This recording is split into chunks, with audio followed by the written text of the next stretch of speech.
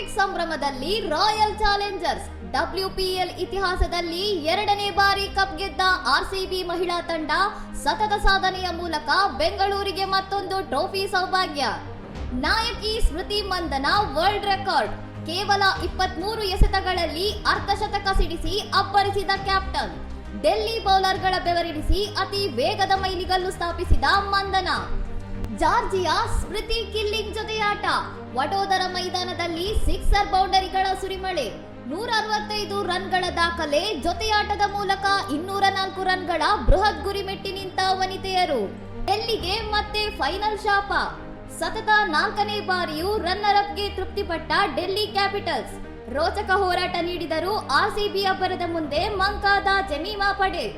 ಹೆಣ್ಮಕ್ಳೇ ಸ್ಟ್ರಾಂಗ್ ಗುರು ಎಂದು ಸಾಬೀತು. ಮುಂಬೈ ಇಂಡಿಯನ್ಸ್ ಸಾಧನೆಯನ್ನು ಸರಿಗಟ್ಟಿದ ಬೆಂಗಳೂರು. ಪಟಾಕಿ ಸಿಡಿಸಿ ಗೆಲುವಿನ ಕೇಕೆ ಹಾಕಿ ಸಂಭ್ರಮಿಸುತ್ತಿದ್ದಾರೆ RCB ಅಭಿಮಾನಿಗಳು. ಇನ್ನಷ್ಟು ಸುದ್ದಿಗಳಿಗಾಗಿ ನೋಡ್ತಾ ಇರಿ ಸೌರಂ ಟಿವಿ.